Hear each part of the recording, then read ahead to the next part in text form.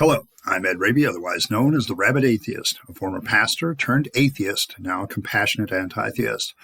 Welcome to my channel. Feel free to like or dislike this video, so feel free to hit those buttons.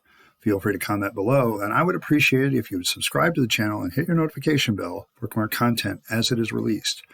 You're also free to share my videos as much as you like, because the purpose of this channel is educational in regards to deconversion and atheist issues in particular, and politics, philosophy, Bible, theology, and anything else that crosses my eye and my attention in relationship to those issues.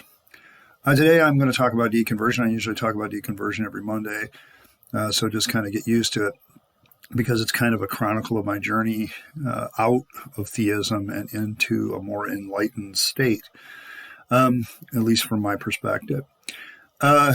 The thing I want to talk about today is I was listening to an interview. John, he's a new YouTuber. He used to be the lead singer of some band. I can't recall at the moment. I do apologize for that. But he was interviewed in Apologia, and they had a great interview, and I'll post that interview above my head. It's rather lengthy. It's like an hour. It's one of those live broadcast shows that they put on YouTube later or at the same time. Something I am looking into, but I don't know quite when I'll get there, because I'm waiting for my subscriber base to get up a little bit before I start doing live stuff. But they were talking about their deconversion experience, and one thing I picked up from that, and what I want to talk about today myself, is how what we value changes after we've deconverted. Before, and I think the best example of this is in two respects: our own life and the life of others. What I value in my own life is they were talking about how, we begin to appreciate the life we have because it's the only one we get, a lot more than a theist would, who thinks he's going to get a second go. I often ask the question, what if you're wrong? I've been given Pascal's wager more times than I can count at this point. And I remind people that it's not a coin flip, it's a roulette wheel, because you're not just counting on an existence of God, you're counting on a specific existence of a specific God, and there are lots of them. So you're kind of rolling the roulette wheel, hoping it comes up, black Christianity or red Christianity, or whatever you want to imagine it. But you're basically looking at a roulette wheel situation, not a coin flip. And so, to me, Pascal's wagers fails at that point to really give me a convincing evidence of why I should be a theist, because I'm fairly certain that the Christian God is garbage. And so what am I left with? Searching through the other ones to figure out which one to put my money down on. Well, I'm going to be the atheist that's not going to gamble, and I'm just going to walk away. Now, I know that they say, well, you're still gambling on a square. Well, no, that's your opinion. I think the atheist position is, I think the game is rigged, and I don't want to play. And you're going to have to prove that to me that it's not rigged and I should play before I'm going to. But that aside, they were talking about, okay, take that all away and give yourself this single finite existence. What do you value at that point? I thought Apologia was very humorous. The line I remembered the most was because he was starting his channel many years ago at a time he had cancer, and most people don't really know that, but he was very open about it in this interview. But he had even received a diagnosis at that time that he had only had 4 weeks to live. And he comes out of that diagnosis and says, well, I'm not going to mow the lawn anymore. What's the point of that? And so it's like, when you realize how finite you are and you only have so much time to give, what do you value? What is it that you value the most begins to change. The problem the theist has, and will continue to have, is they think that they got a second chance. They have no evidence for this. They have no great, revelation that says, hey, see, this person came back and told us what was there. I'm not trying to be rude, but, some of the books that I've read on this are fanciful, and they're filled with imaginative stories more than actual life after death situations. So I'm not really convinced by them at all. They're the kind of thing I would expect people to see in a diluted state when they're not quite really dead yet. So there's that. But, I look at life a lot more interestingly, I guess, when it comes to what I value.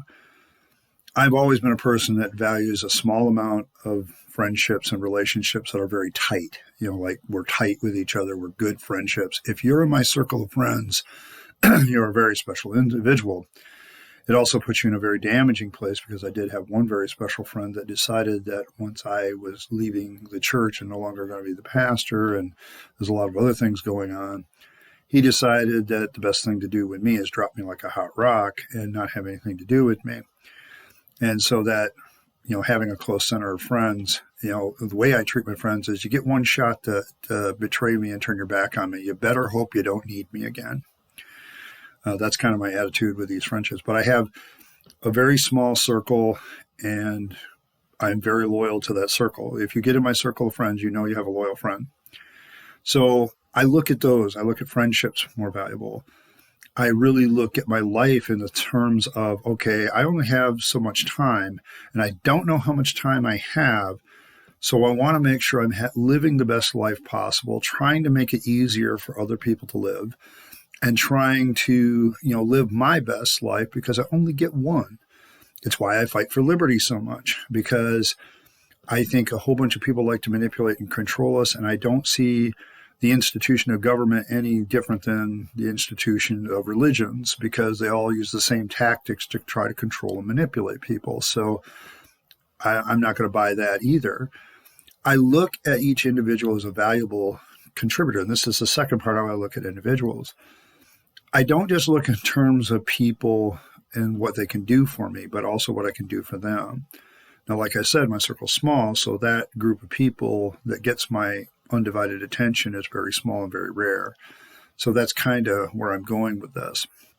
What I want everybody to understand is you begin to value things and you begin to look at things differently because of that value. One of the social issues, I guess, that has changed since I deconverted a lot had to do with the LGBTQ plus community, mostly because I began to realize that once I didn't have a Bible telling me that I needed to hate gay people, or that I needed to consider them sinners at bare minimum, and that they were going to hell.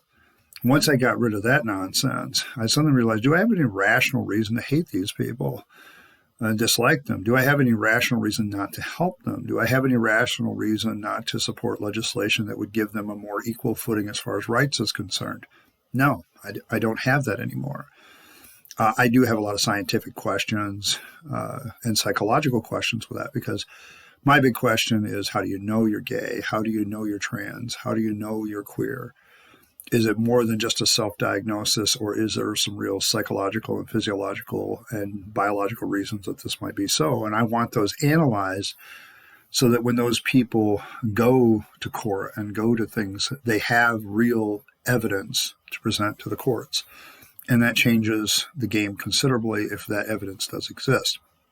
I also kind of look at that differently, because when I was first coming out, when I was first realized that I was an atheist, or at least a non-believer in Christianity, I also realized, Ed, one of these things could apply to you. You've never explored it. And learning to value what sexuality means is a way of valuing the individual and way of valuing myself. And so, I went through the list. I took a few tests and I eliminated a lot of things. Just for the record, I'm certainly not lesbian, of course, but I'm not gay. I eliminated the trans. I'm not bisexual. I'm very heterosexual. I like girls, always have since I was 10. It's been quite a driving force in my life, and the one that's probably gotten me in the most trouble. And I started going through it, queer, plus. And when I got to the plus, that's when I'm still questioning things, because I have this annoying habit of falling in love and not being able to get out. And so, it's like girls that I fell in love with when I was a teenager, I still have a low level of love for them, and I just can't seem to get rid of it. And so I've also kind of, what is the best life for me in this area? It becomes a constant question. And, it's not just a guy trying to get his rocks off either, because I genuinely have to have some sort of friendship or feelings or some low level of love to even consider a sexual relationship with a woman. So it's not like I just see a good looking girl and want her. It's There's other things. There are the emotional and mental intimacy issues that crop up with me all the time. So why does that come out of the value? What I value is because I've learned to see people as valuable individuals, every single one of them. I don't discount somebody because of their behavior. This is why, like, my personal reaction to the fact that, Twitter won't let Trump on and, things like that. I find Trump to be a very unstable person in some respects, but I also find him dislikable. But I'm against him being censored in any way, because when you censor somebody, you really tell everybody else that you look at them as a less than a person to me, that they suddenly don't have the right to speak. And when you have CEOs with that mentality, I think you have a problem, because you're basically deciding who gets to speak and who doesn't. And I know there's a whole bunch of risks in that. I get free speech is risky, but I'd rather have that risk than have the dehumanizing effect of saying somebody doesn't have a voice anymore, no matter who they are or what they've said. To me, I will still maintain the stance that the best response to bad free speech is good free speech. And so that's kind of where even my enemies, I try to value them as human beings. And that's a tough road to hoe. And I learned this a long time ago, but I never really started to put it in practice. But I learned it a long time ago with a book called Leadership and Self-Deception by the Arbinger Institute. And it goes to the story, both of the books are written in a story form, so it's actually quite entertaining, but the principles behind it are laid down about self-deception. And the real caution, I guess, the real simple message of all that is you have to learn and value people as people. And when you disvalue them, it's pretty clear that you've done it and why, what the signs of that you've done it. We all objectify. Every single one of us, every single human being objectifies other human beings. And the quest is to eliminate that as much as possible. And to me, that's it's one of the things that actually led me to being an atheist, because I would read the Bible and it's pretty clear that the Bible has certain people that are people and other people that are not. Certain individuals, certain races, like the Jews, that are better than everyone. Now, I'm not anti-Semitic. I think the Jews have been very mistreated for some of their things, and nobody should be mistreated that way. But I also don't think the Palestinians should be mistreated like they are either. There's a lot of justified bullshit due to religion around the world, and it needs to stop. This is one of the big reasons I'm an anti-theist. The bigger reason is the individualized effect, that it causes you to see people as less than people. And I've started to learn that you're never going to get the time back. If I have a trans friend at work. Now, we're not good friends, and we're not, we're work friends. But he's trans.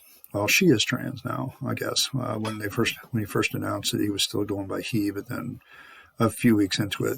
So she is training, and I know that there's a bunch of people out around that workplace, because it's a very conservative area, that just think that that's stupid. But I'm not going to miss out on any possibility of any friendly exchange or learning to value this person simply because they have a different sexuality than myself. That's what I mean when I've started to look at this person. In the past, as a Christian, I would have looked at this person as a non-person because they're probably going to hell. Now I look at them as an interesting person that have a very interesting story, and it's a story that needs to be told. So that's kind of where I'm sitting with this as far as valuing other people. And I think, this is one of those deconversion issues where I'm still working through things of what that actually means to value somebody, and what it means to really enjoy every moment with another human being. Like I said, I have a very small circle, but I want to make sure that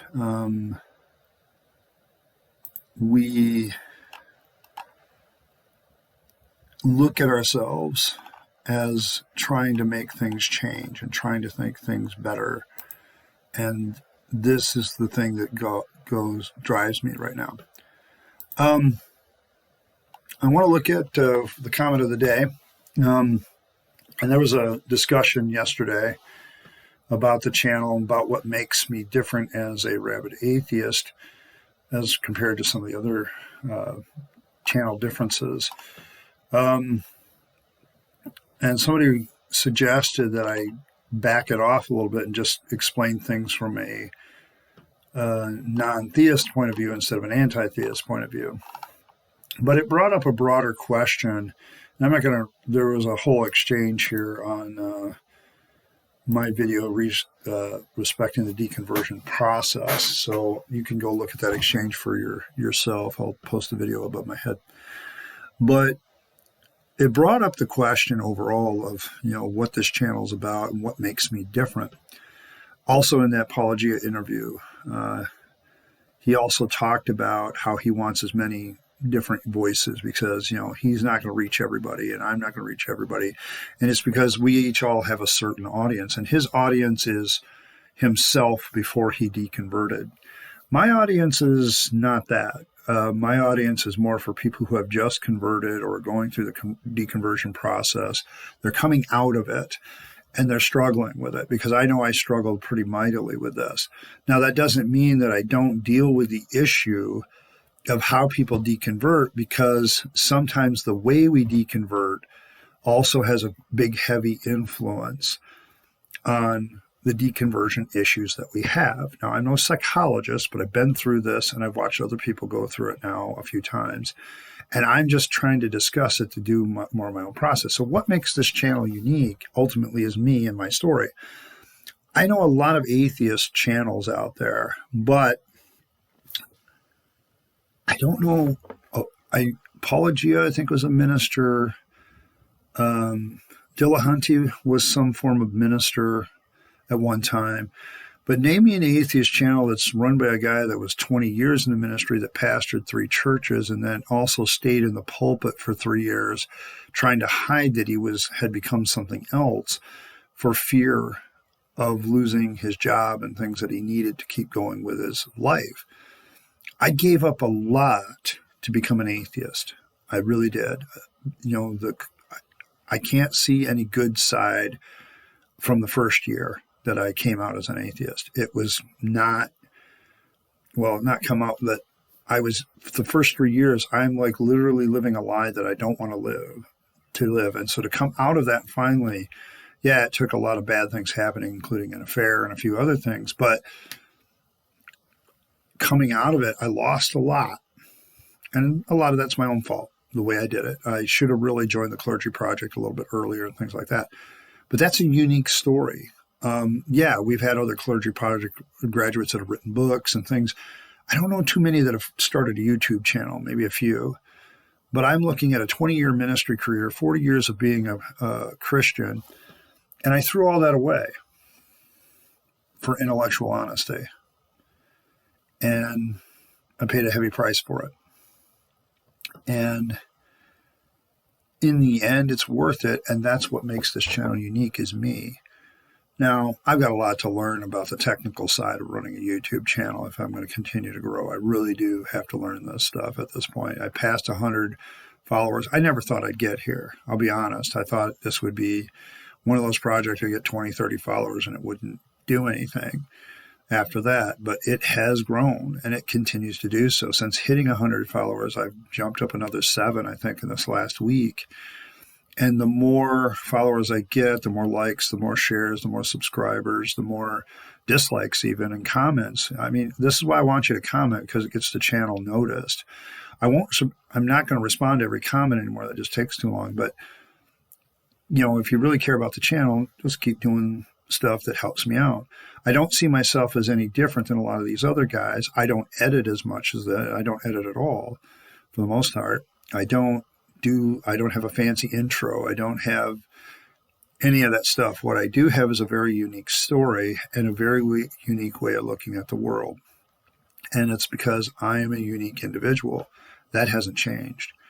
And I value that, and I value all the individuals that have joined this. The biggest challenge with running a YouTube channel is, even when people don't recognize you are a human being, you have to recognize they are human beings, and that's a tough one, and it's a lesson that I continue to learn. And so that's kind of the overarching comment of the day, I guess. Not really from a specific group of people. I've had this many times, but it's something I needed to address.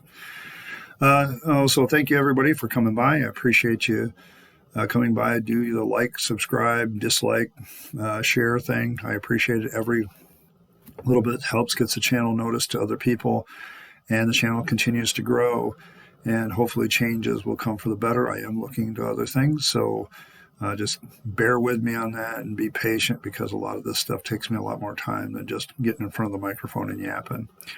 And hopefully, as always, I can convince you to be a rabid atheist like myself. In the meantime, this is Ed Rabyd, also known as the Rabid Atheist, signing off and wishing you a good day.